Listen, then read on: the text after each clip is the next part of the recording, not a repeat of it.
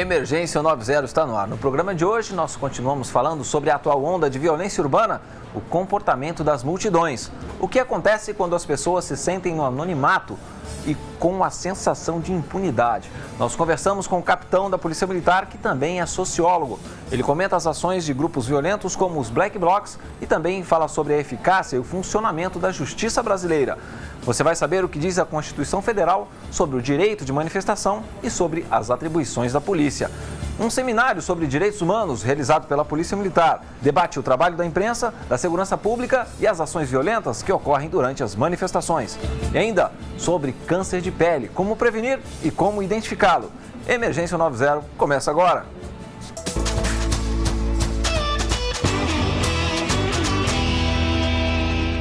Olá, muito obrigado por sua companhia. O nosso compromisso é com você. O programa Emergência 190 é postado no site da Polícia Militar. Anote o endereço: www.policiamilitar.sp.gov.br. Basta clicar no link e assistir. E não esqueça, você pode enviar a sua sugestão através do nosso endereço eletrônico emergência90@policiamilitar.sp.gov.br. Muito bem. No último programa, nós iniciamos uma série de reportagens e entrevistas para entender alguns atos violentos, alguns comportamentos violentos que voltaram a acontecer, principalmente em grandes capitais como São Paulo. Nós falamos com alguns especialistas. Hoje, você acompanha a visita que fizemos ao Tenente Arcanjo. Ele trabalha no 2º Batalhão de Policiamento de Choque e comenta o comportamento das multidões. O que acontece quando as pessoas têm uma sensação de impunidade por estarem no anonimato, ou seja, não identificadas? Confira.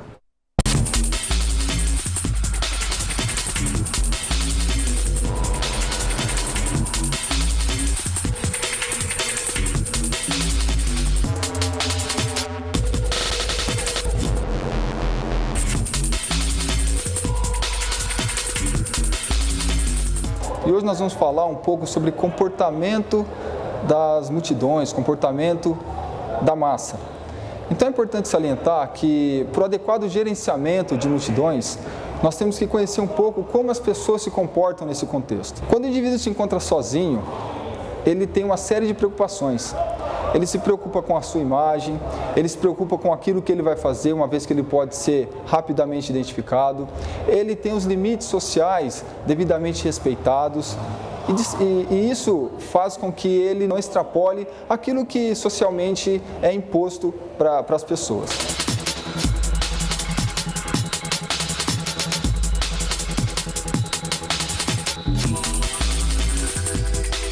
A pessoa se insere num grupo, seja de torcedores, seja de manifestantes, seja um grupo de amigos, no show, ela tende a se transformar, ela tende a assumir uma outra personalidade.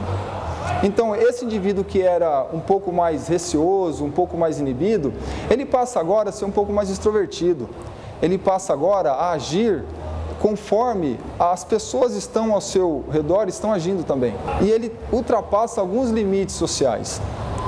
Isso faz com que ele altere o seu comportamento, que compreende entre 15 anos, 26 anos, não ultrapassando 30 anos de idade. Então, são jovens que precisam de uma autoafirmação, precisam demonstrar que eles têm coragem, que eles estão aptos a participar de alguns atos para serem aceitos pelo grupo. E, por fim, nós temos a questão da impunidade. O indivíduo tendo a certeza de que não vai ser identificado, obviamente ele não vai ser punido.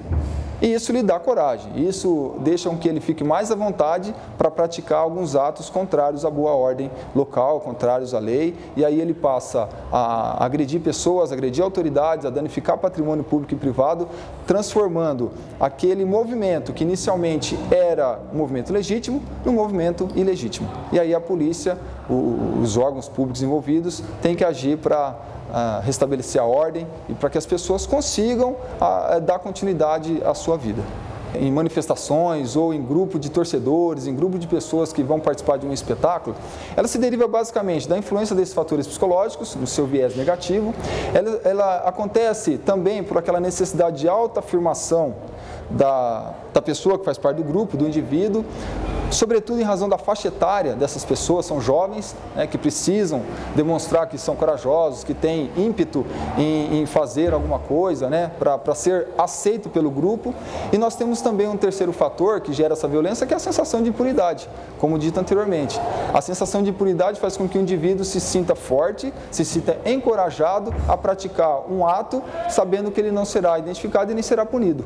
Então nós temos que nos preocupar com isso e cada vez mais traçar estratégias visando minimizar o efeito desses fatores que contribuem para a violência que nós observamos em grupo de pessoas.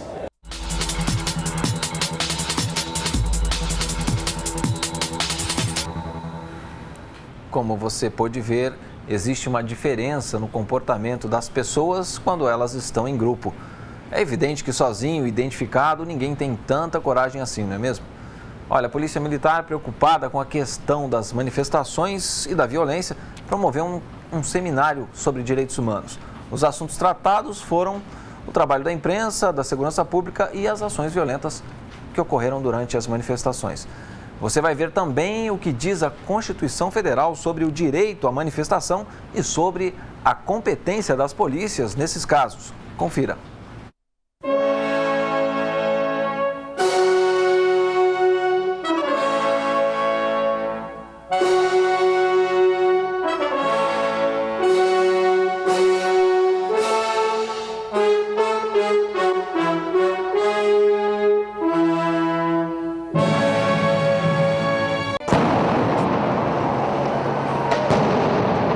Constituição da República Federativa do Brasil, publicada em 1988. Título 2º dos Direitos e Garantias Fundamentais. Capítulo 1 dos Direitos e Deveres Individuais e Coletivos. Artigo 5º, inciso 4º. É livre a manifestação de pensamento, sendo vedado o anonimato. Inciso 9º. É livre a expressão da atividade intelectual, artística, científica e de comunicação, independentemente de censura ou licença. Inciso 14.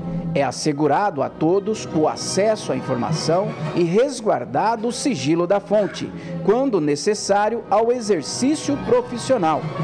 Inciso 16. Todos podem reunir-se pacificamente, sem armas, em locais abertos ao público, independentemente de autorização, desde que não frustrem outra reunião anteriormente convocada para o mesmo local, sendo apenas exigido prévio aviso à autoridade competente. Capítulo 3. Da Segurança Pública. Artigo 144. A segurança pública, dever do Estado, direito e responsabilidade de todos. É exercida para a preservação da ordem pública e da incolumidade das pessoas e do patrimônio. Parágrafo 5º. Às polícias militares cabem a polícia ostensiva e a preservação da ordem pública.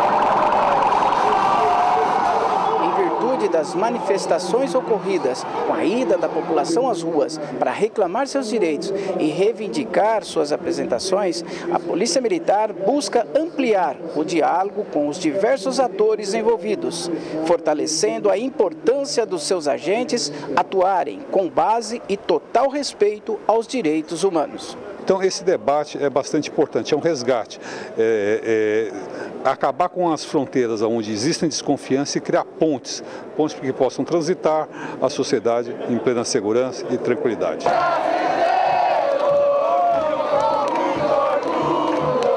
A Polícia Militar tem o dever aí de garantir o direito de manifestação, ou seja, as pessoas podem e devem se manifestar.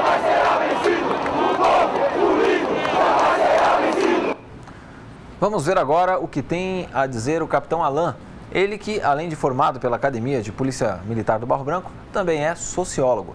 Ele comenta sobre ações violentas e sobre quem são os Black Blocs. Confira.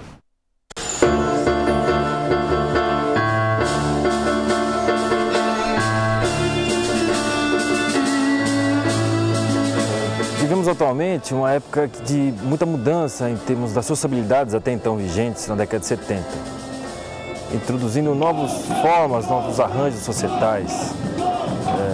E de forma geral, seja em termos da violência urbana ou mesmo a violência de manifestações, um recrudescimento muito grande em todo o mundo das formas de violência.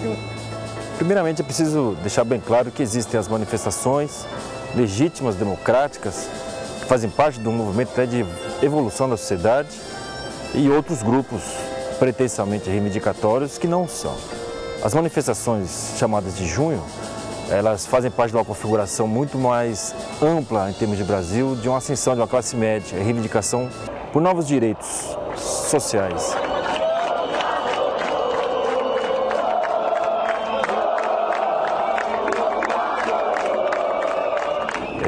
Em termos de transporte, saúde, mas sobretudo em termos de segurança pública, que quer novos padrões aí de polícia para essas próprias sociedades. Já as táticas Black Blocs são a manifestação da violência a qual descrevi anteriormente. Uma pulverização muito grande, quebra de paradigmas entre Ocidente, capitalismo, comunismo, fez emergir diversas formas de manifestação em todo o mundo. Um reflexo dessas manifestações são os Black Blocs aqui no Brasil, que já existem em outro mundo também.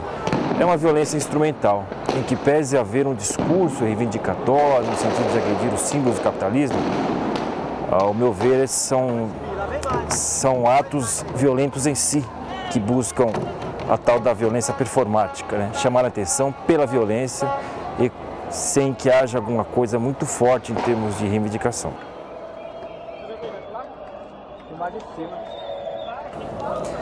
As recentes pesquisas ainda estão dando conta de quem são os Black Blocs.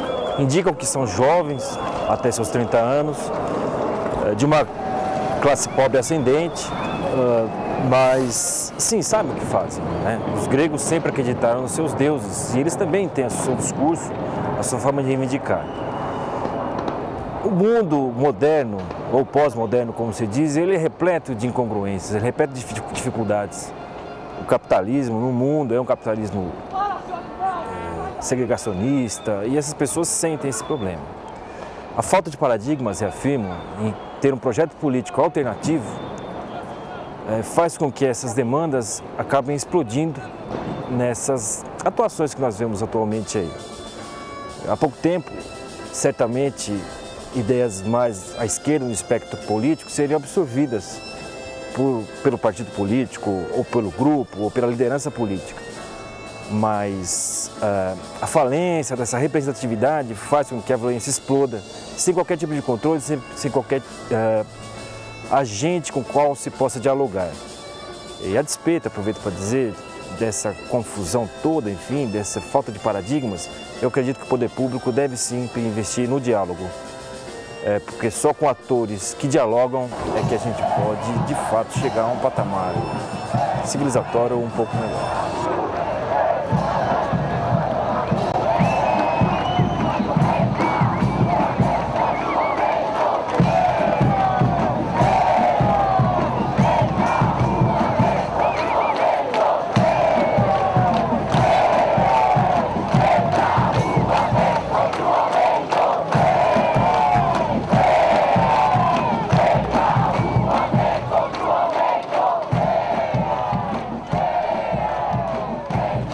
É isso aí, nós vamos agora para um rápido break e no próximo bloco nós continuamos falando sobre comportamentos violentos e manifestações.